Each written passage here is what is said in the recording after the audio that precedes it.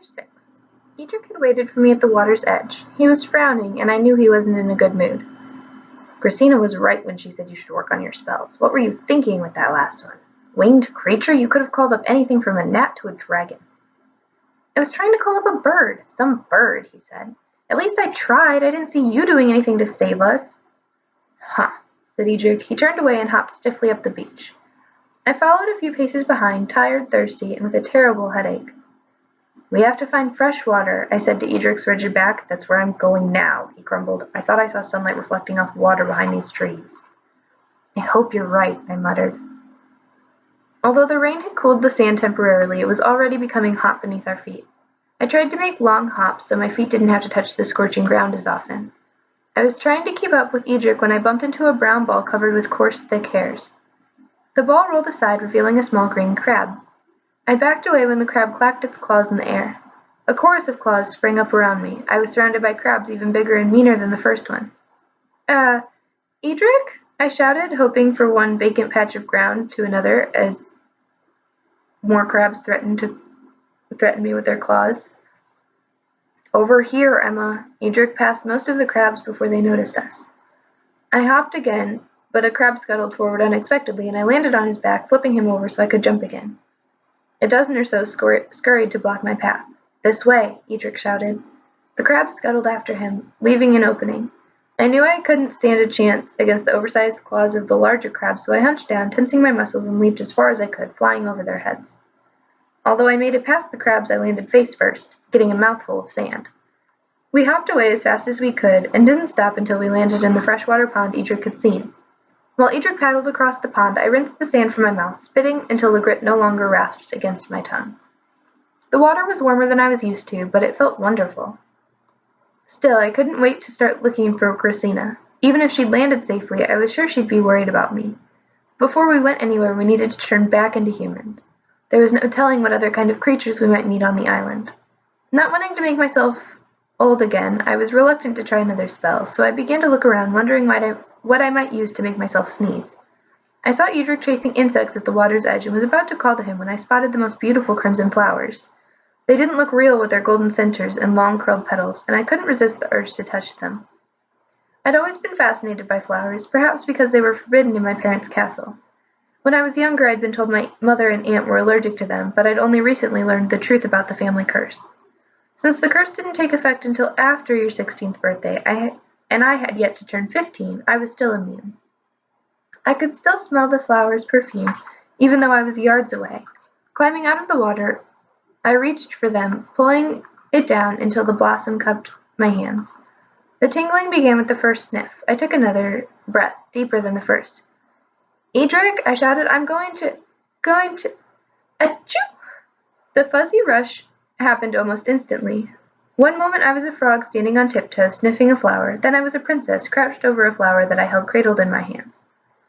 I heard a shout and saw Edric climbing from the pond, his clothes and hair streaming with water. He wore the silliest grin, and I couldn't help but laugh. I guffawed, I chortled, I sneezed, just as I always do, and I wheezed, just as I always do. Some unseen creature thrashed about in the foliage by the side of the pond. A flock of shrill-voiced birds exploded from a nearby tree, scattering leaves and loose feathers. Edric joined in, laughing so hard that he bent double, his arms wrapping around his stomach. Don't ever change your laugh, Emma, said a voice. It's a wonderful way to find you. My Aunt Christina stepped into the sunlight surrounding the pond. Her hair hung down her back and was even more disheveled than usual. Bits of leaves peeped from the snarled curls, and wet sand smeared her clothes. Haywood scampered at her side, his drying fur ruffled and crusted with sand. Christina, I shouted. Stumbling to my feet, I ran to give my aunt a hug and tell her the story of how we'd met Manta. So, what happened to you after we fell off? I asked, as we joined Edric by the pond. It was a fight the whole way. I didn't notice you were missing until we almost reached the island. When I saw you were gone, I had the rug circle back. It never occurred to me that you might have turned into frogs again. No wonder we couldn't find you. What did you do then? I asked. Well, we came to the island to wait out the storm, said Haywood. But the wind had gotten stronger, and we had a rough landing. Did you see the swamp from the sky? Did you see Grandmother or any of the other witches? Christina shook her head. We couldn't see much of anything. I don't even know if there is a swamp. This island isn't very big. But the picture on the parchment, Edric began. It was a trick to get the witches here, if I'm not mistaken, said my aunt. Knowing that group, the snake-infested swamp would be more of an attraction than a tropical beach. Do you suppose the witches might be on the beach? Edric and I saw people in huts. Well, that's where we should start looking. Come on, Sugarplum, said Gracina, ruffling Haywood's fur. Let's see if we can find my mother. I wasn't happy about walking beneath the trees, since I didn't want to encounter the crabs again, but there wasn't any way to avoid it. I didn't have to worry, however. The moment Haywood saw the crabs, he licked his lips and ran across the sand in pursuit of a large fat one, sending the rest into hiding. While Gracina waited for him to return, Edric and I kept walking. We were among the trees when Edric said, "So how about a kiss? I haven't had one yet today." He took a step closer, backing me against one of the frond-topped trees, and leaned toward me with his hand braced against the trunk. A kiss? With all the things we have to do, is that really all you can think about? Edric grinned. Sometimes. Other times I think about horses, or improving my swordplay, or what I'm going to have for dinner. None of those things seem important when we're alone on this beautiful island. You mean I'm more important than horses right now? And dinner. My stomach hasn't settled down yet, so I'm not exactly hungry. Can I get that kiss now? I rolled my eyes. After that romantic explanation, it would be almost impossible to refuse. But I'll manage, I said, ducking under his arm. Hey, said Edric, what's wrong? You kissed me the other day. You're right, I did. And I must not have had anything more important to think about then. With Edric trailing behind, I hurried between the last of the trees and stepped onto the beach. There were people there, scattered along the sand like brightly colored flowers. All elderly women, they were dressed in loose-fitting gowns made from vibrant fabrics. The sleeves were short, leaving the women's arms exposed. Although my mother would have been shocked, I thought it was practical for such a hot climate. I was already sweating in my long-sleeved gown. Small groups of women strolled along the water's edge, giggling when the waves hit their feet and legs. They'd stop now and then to pick up objects that the storm had washed ashore, exclaiming over their finds like children on a treasure hunt. Other women were working on their own projects. The closest of these was an old woman in yellow and orange, kneeling beside a castle she was constructing out of sand. Since the castle was within the water's reach, she was constantly repairing walls and towers, scooping sand out with a large seashell. Hello, she said, looking up as we drew near. Come to see my castle. It's a beauty, isn't it? Watch what happens when the water fills them. See, it looks just like the real thing. The water from one of the larger waves had run hissing up the sand, filling the moat and lapping the castle walls. Clapping her hand, the old woman sat back on her heels and watched the wave retreat. You've done a beautiful job, said Gracina, coming through the trees. Did you build it all by yourself? Of course, no one can handle the sand so well. I'm the one who fashioned a bridge or mold towers like these, she said, patting one tenderly. So you know everyone on the island?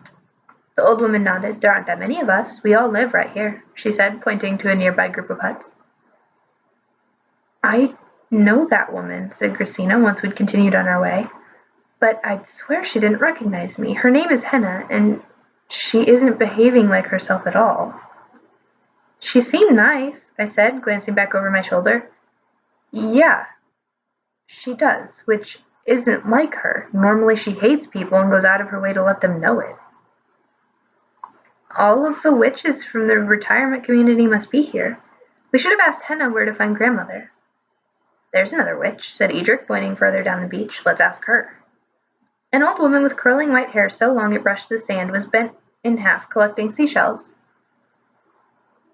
She looked up when our shadows crossed her path.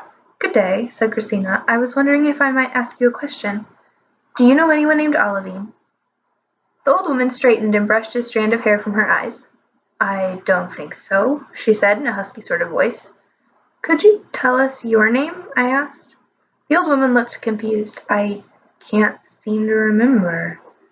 That's all right, I hurried to tell her. Sorry to have troubled you.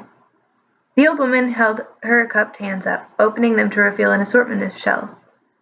Would you like to see my seashells? I found some lovely ones. These must be the fairest in the sea. Perhaps another time, said my aunt. We have something we must do first. Since the witch was busy with her seashells, it was easy to sneak away. I glanced at Gracina. The worried look on her face frightened me. That was Cadmilla, one of the most devious witches around. Everyone knows she tried to kill her stepdaughter. But she seemed nice too, I said. Gracina shook her head. It doesn't make any sense, does it? If even their personalities changed, they've Must have lost their personalities altogether, said Edric, digging the toe of his boot into the sand. Edric, I said, startled at his brilliance, I bet that's it.